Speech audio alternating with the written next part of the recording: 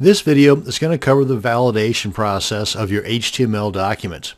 Validation basically looks for HTML errors and non-standard coding. Most browsers today are pretty forgiving, but some might display your non-standard coded web page all kind of funky.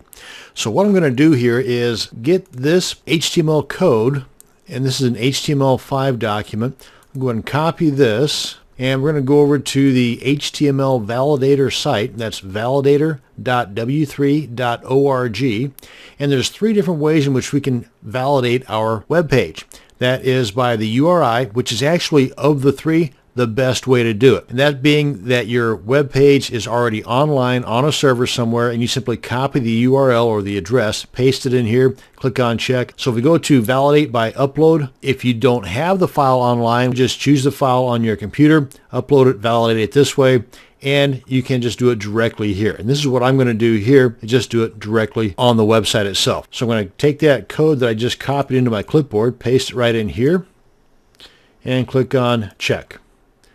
And you get green across the board. Ta-da, we're good to go. Even though this does say this document was successfully checked, and you got the green line here, which means it works, it passed, it does give you the two warnings. Now, if the same exact file were uploaded to a server, then these two warnings would not be there. That's the only difference. Again, it works perfectly as it is, but you do get these little bitty warnings that you would not be getting if it were uploaded and going through a server. Okay, now let me show you how this works by taking one little item out of this code to make it not pass, just to give you an idea as to what it looks like. Okay, so let's go ahead and refresh this.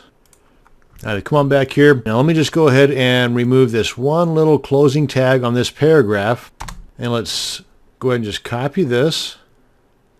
That's one of the things I like about the Komodo editor, is that if there is a mistake somewhere, it kind of gives you a bit of a visual idea that, hey, there's something wrong with this picture here, fix this. But let's go ahead and copy this into my clipboard. Come on back to the validator.w3.org site. Go into validate by direct input. Paste that right in here. Click on check. Remember, there was only that one little thing that I did wrong intentionally. Boom, errors found. You're going to get this red dealie up here, and this says 28 errors. What? There was only one thing that I did wrong. On your web page, when you get it validated, it may say, 500 different errors, but there may only be two or three small items that once fixed will eliminate a majority, if not all of those errors, and a majority, if not all of those warnings. So let's come on down here and see what they have to say, because they don't leave it for you to guess. They do tell you what to look for as far as fixing the problem. Boom, the very first one, line 19. As a matter of fact, if you look through here, every one of these are going to be on line 19. Come on back to our editor here, and guess what's on line 19? So by taking out that one little bitty character, it affects all these other items below it, as shown here with all these different errors. Now then, where are we at here? Right here we go.